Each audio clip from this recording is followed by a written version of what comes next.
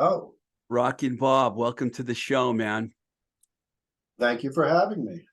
I wanted to talk to you about your new stuff, but I wanted to go back first because I learned a lot about Braintree and Braintree High School, talking to various people, like Chris Wait, Doherty. do you want to go back before I was born? Because I don't remember that very well. No, let's just start with you grew up in Braintree, right? Yes, So did you start playing at an early age? I wanted a guitar when I was like 14 years old. So I got one for Christmas and a little like student acoustic, I call it. And my mother's like, "Yeah, you should take lessons." And I'm like, "No, I'm going to teach myself." And that nothing ever came of that. And then around age 17, I started taking lessons, and I got my first electric guitar. And When you were in school, right? Correct me if I'm wrong here. You and Rick were in the same grade because I know that Bryan was a freshman when Rick was a senior. Were you also a senior, or were you younger than Rick? no, me and Rick, I've known Rick since fourth grade. Fourth grade, and you also had the gangrene guys going to school with you too, right? Yeah. So in fourth grade, me and Rick didn't know each other, but we were in band together. I played the snare drum and he played the trumpet. And then Nice. at one of the school concerts, he did like a solo thing and he totally choked. And I'm like, wow, this guy's great. So you guys stayed friends all through Well, middle school? the following year, we just by chance we were sitting next to each other in fifth grade. So that's when we got to know each other. Wow, and you've been friends ever since. That's incredible. So what was Braintree High School like? Because it's almost like Hollywood High School of the East with all these punk rock kids that all went to the same school. It's like pretty cool. It must have been pretty interesting for you guys. Yeah, I think, there wasn't internet, so people were more into music. And my neighbor, the McDonald's, they were all into music, like Steven and Doug McDonald. Doug still plays. But anyway, Chris Doherty and Bill Manley and Mike Dean were in a band with the McDonald's. I forget the names of the bands they had. And they were just doing covers and they were playing out all the time. And I think that's probably where I got the idea, like, oh, I play guitar, maybe I should try to start a band. And I remember talking to Rick saying, Rick, I think this is before I got on electric. I was like, Rick, if I didn't know that much about guitars, and I'm like, Rick, if I get a rhythm guitar, will you get a bass guitar and we'll learn how to play? He's like, yes. He's like, yes. If you get a rhythm guitar, I'll get a bass guitar. So as if, the lead guitar is a separate instrument, so that's how naive I was. So we both got the same type of amps, and another friend of ours was jamming with us as well. And these were the crate, like the first release of the crate amps. I think they were called like CR1s or CR2s. It's just like a wooden crate. And our sound was, we just turned everything all the way up and blasted away in the garage. We didn't know what we were doing. But we were into we got kind of tired of listening to what everyone in our grade was listening to, like Bruce Springsteen and Van Halen and stuff. So we were looking for something different. So we both worked at the IHOP, and there were these two cooks that would we blast in punk rock, like anything like from England to Boston to California, like any punk that was going on from the mid 70s to the early 80s. So we were exposed to alternative music that way. And then we heard about these radio shows like ERS and MBR. And so we'd hear about all these shows and bands and stuff. So we found that interesting. We're both big fans of La Peste. We never saw them. We only heard about them, but we were still teenagers. But anyway, we heard all the stories from the two cooks at the IHOP, Charlie and Jerry. So when did you start like you guys start buying records, or you know, like, was it, I think Rick said that he would start getting like maybe some English punk bands and stuff, and then you guys would all start listening to these things, and that's when the Gangrene guys were around. And how did that all come together where you decided, well, we're going to form a band, and then you got Bryan into the whole mix and Bob?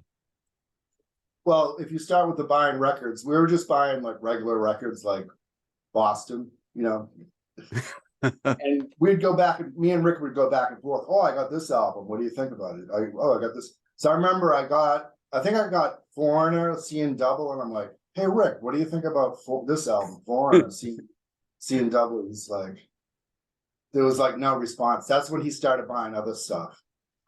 So he was naming all these bands. I can't think of them right now, like, you know, Exploited, GBH, Discharge.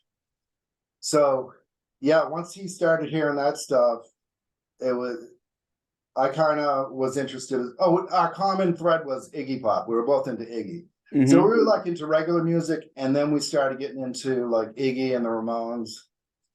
And so yeah, Rick and Bryan, his brother Bryan, especially buy records, tons of records.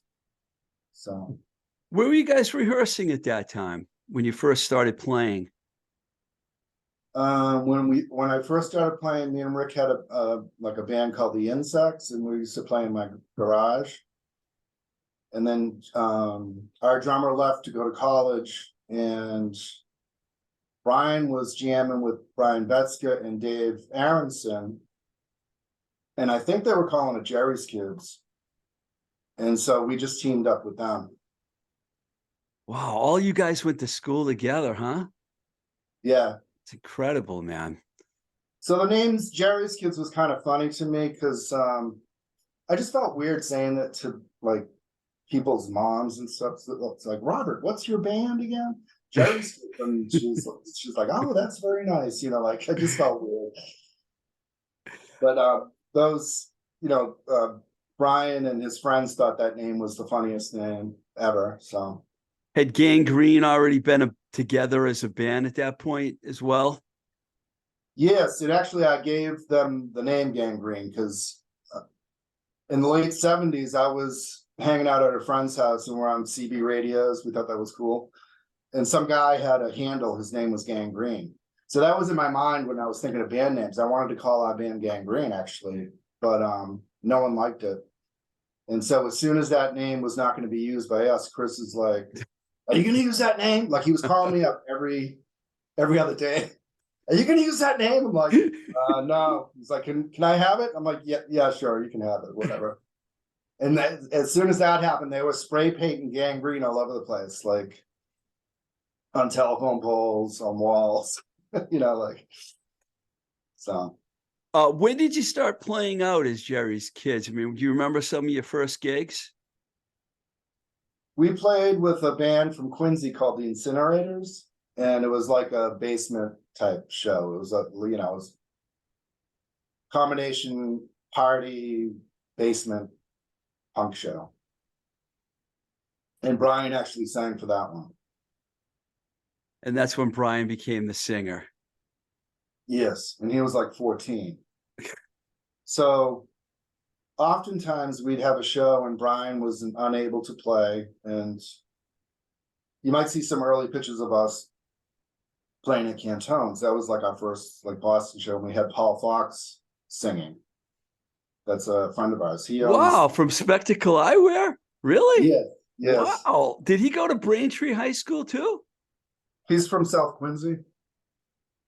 Yeah, because didn't he go to school at like the Bartons and Springer and all those guys? Didn't they all go to Quincy? Yes, yeah. Which is the next town over for people around the world who are listening right now. Quincy, South Yeah. Shore, kind of, yeah. So I can't remember what the Jones brothers told me, but what are your recollections of how the whole thing came together where the Mike Dries and John Brusker asked you guys to be on This Is Boston, Not LA?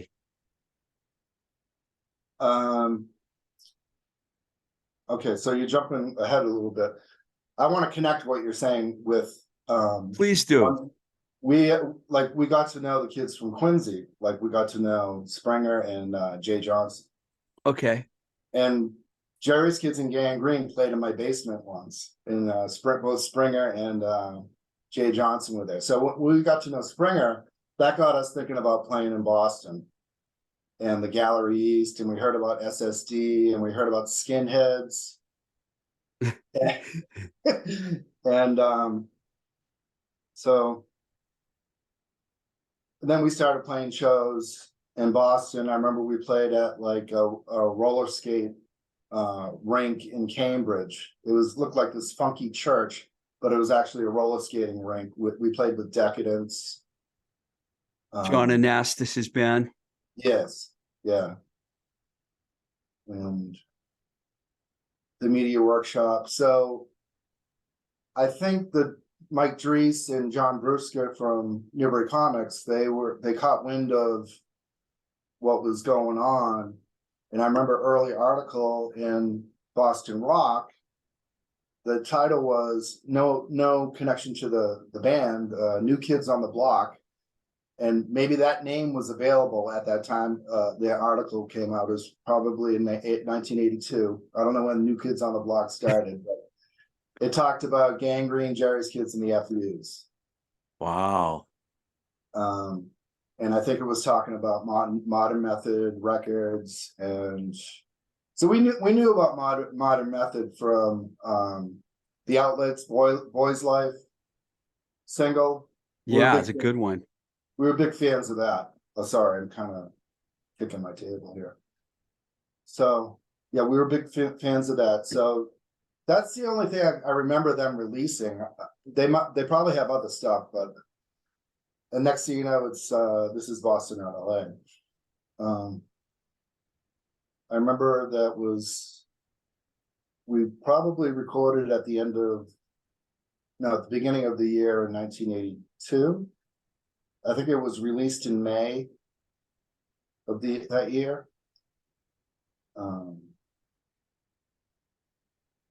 I think it was John Brewster that asked us to partake in recording at Radio Beat. So that session was fun. Was that Lou Giordano? Yes, Lou Giordano producing, and Jimmy Dubois was the engineer. And basically the place was 3 rooms. It had the control room, it had a big studio space, and then it had a space that had like a couch. And in between all those spaces was this little connector room, which had doors on all around it.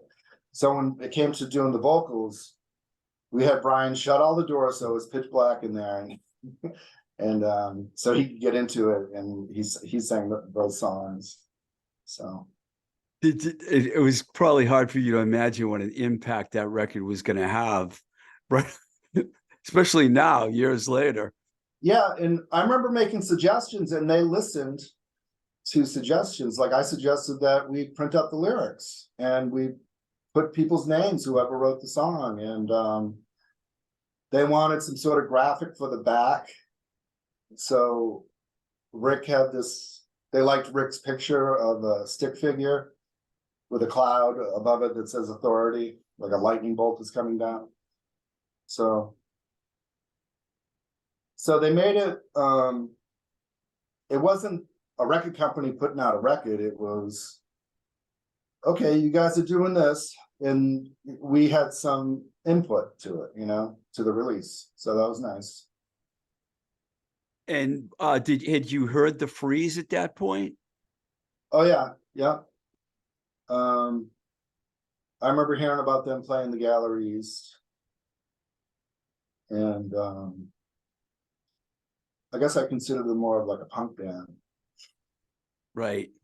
And I think we heard about the Freeze from working at the IHOP from Charlie and Jerry as well. So yeah, they had stuff out too. I think before This Is Boston, LA. You know, when I had Al Baril on the show, he said that he wished that SSD was as good and fast as Jerry's Kids and Gangrene. How does that make you feel hearing Al say something like that? I can understand that because, you know, when it's as soon as Chris Doherty started spray painting Gangrene all over the place, they were getting all the attention. So I was like, we got to do something. So, and then they were playing really fast. And I remember Chris Doherty calling me up. He's like, wow, man, you know, like we trade riffs over the phone. And, you know, these are just like regular punk riffs. And then one day it's like, it is like so fast. All you hear is the pick going against the strings. He was playing the riff to Snob. So, yeah, they got really fast. And I was like, we got to do something. We got to speed up. So I consciously asked the band to speed up. And took a little while. Plus, we had some issues with Bryan leaving the band, and we didn't know if we should get a singer, if we should just get a bass player and Rick sings, or we were trying different things. So I remember trying out bass players that didn't work out. I remember trying out a singer that would he'd read the lyrics like with no connection to the music, and he was like an auctioneer. He was like, so like it's just ridiculous, you know. But we found a singer, Joe Orangio, and he was pretty intense performer. And so we had some songs that we're working on, planning on recording, but we did a couple shows with him. And then we just like listened to how things sounded in the studio, and we kind of wanted to keep that Jones type voice. So that's how Rick became the bass player singer. So somewhere around that point, after This Is Boston, LA, Gangrene like broke up, and then Chris ended up playing with you guys, which seemed like a natural progression.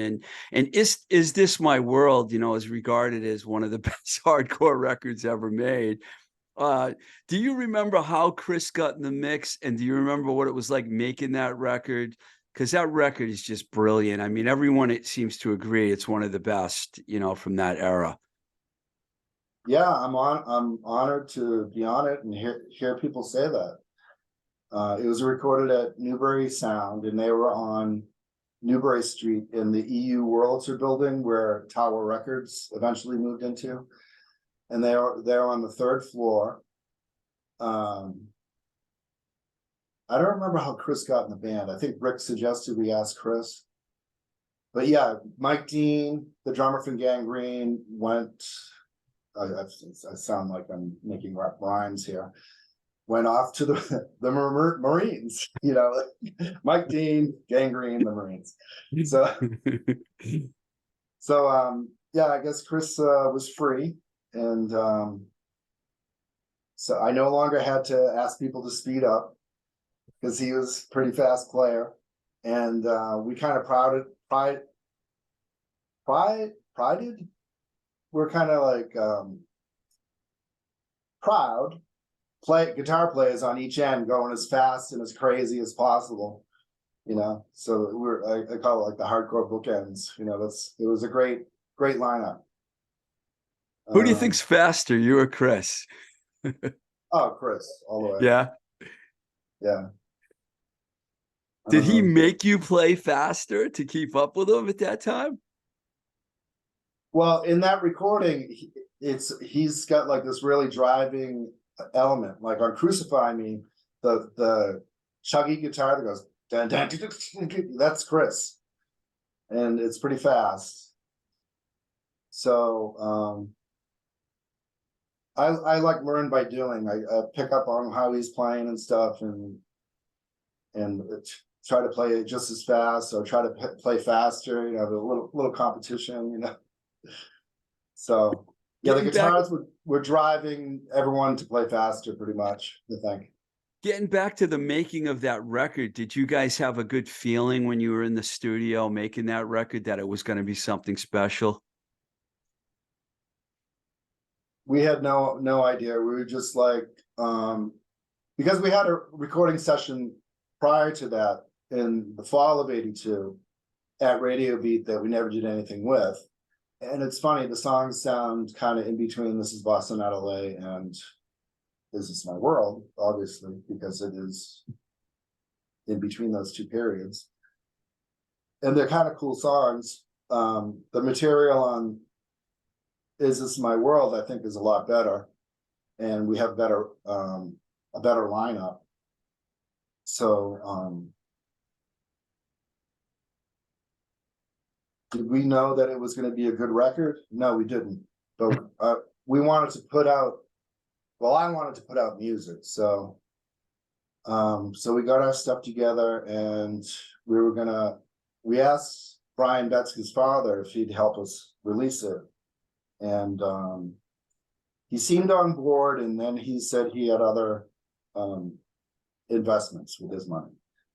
So I ended up paying for everything. I put it out. I went to New Jersey with Lou Giordano. He was kind enough to drive. We went down to the record plant when it was ready, brought him back, and made them available at shows. I did sell a bunch to distributors. When we got to use the name X-Claim. So X-Claim, so they didn't actually, Al didn't actually sign you to a record deal. You basically did everything and just used the name. Yes, that was the trend. That's what the FUs did. Al was kind enough to let people use his brand. You know, I guess, you know, it's important to get a brand out there so people recognize it, like, oh, X-Claim Boston, oh, another band from Boston, just to easily make the connection. So yeah, that record was number 6. The last one, right? I think there was another one after that. I'm not There sure. could have been another FU's record. I know there were 2 FU's records, two FU's, 2 SSD. And I did ask him about the Rock and Bob stuff, and I'm like, hey, can I put that out on X-Claim? He's like, yeah, sure, go ahead. But I ended up just doing my own thing. Getting back to Is This My World?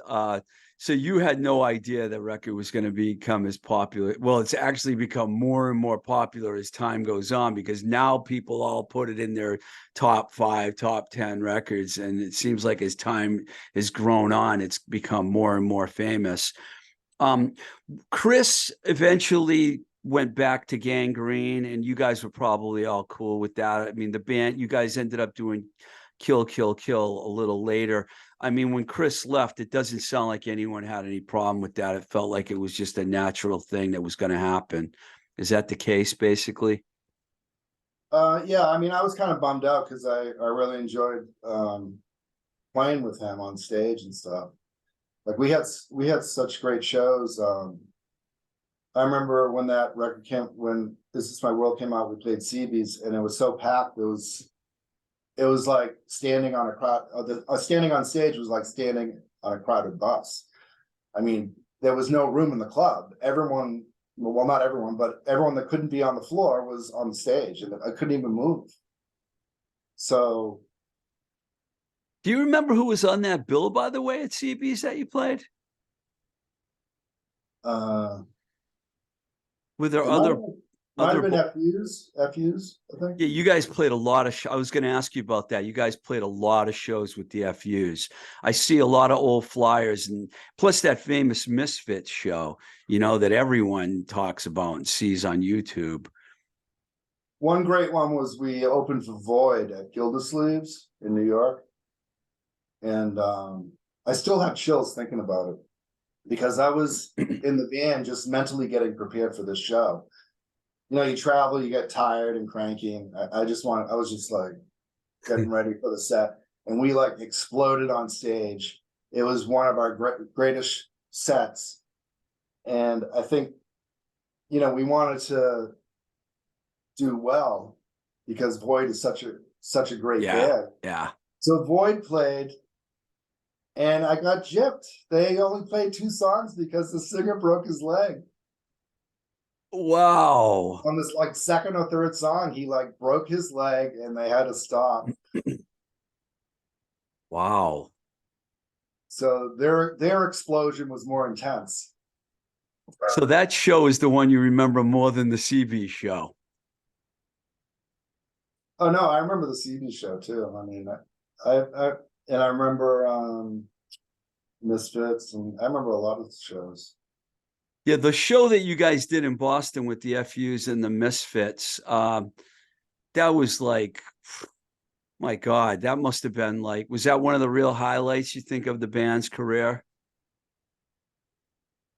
Yeah, those channel shows were great. I mean, there was like a sea of people, and people were stage diving, and you know, people aren't getting out of the way. That happened. Yeah, people are like catching you and keeping you up there. You know, a couple of years after that, people get out of the way and you crash on the floor. So, That was not good. I wanted to talk about Kill, Kill, Kill a little bit. I know Rick said that he wasn't very thrilled about the fact that the older tracks got added to that record, but you know, he didn't make that big of a fuss about it. But I mean, were you cool with that whole turning into like a compilation like that? yeah, I mean, at the time, I thought it was okay because um, you could do that on a CD. You couldn't do that on an LP. There's not enough room. Right. But on a CD, you have so much more room to do that, to add, to make it a double, like not a double album, but two albums on one disc. So I saw it as like a way to just get it back out there. Was that Curtis's idea, or did you guys come up with that idea? I think me and Curtis kind of were talking about it. You and Curtis came up with it. Now, you mentioned LePest earlier, and you guys did the amazing cover of Spymaster on that, which has been covered by a lot of other people ever since. Did you never saw Spy? You never got this. LePest, you probably were too young. You didn't get to see them, right? No, no. Well, how did you find out about them? From college radio? Yeah, like college radio, and they were in the Rock and Roll Rumble, so that was broadcast live, and that was pretty good. With the neighborhoods. Yes, yeah. Yeah. Oh man, I wish I would have seen that. So yeah, we kind of made the Spymaster our own. It was engineered by Tom Hamilton, who did Lemonheads and stuff for Tang, pretty much. And I forget where he got that like shortwave radio thing at the beginning, like all that static. But yeah, that's what we wanted to I don't know, to add to it, give it that effect that it's like a transmission, spy transmission. right, right, right. You as far as Kill Kill Kill goes, did you guys do a lot of shows when that record came out? Were you playing a lot at that time? Yeah, and things were not as intense. I mean, we had some good shows at the Rat. Um uh, I just remember looking at something on my computer here. Can I pause you for a minute? Because I get a phone call. Sure. How do I do that? I'll put it on mute. I think I'm pausing. Yeah.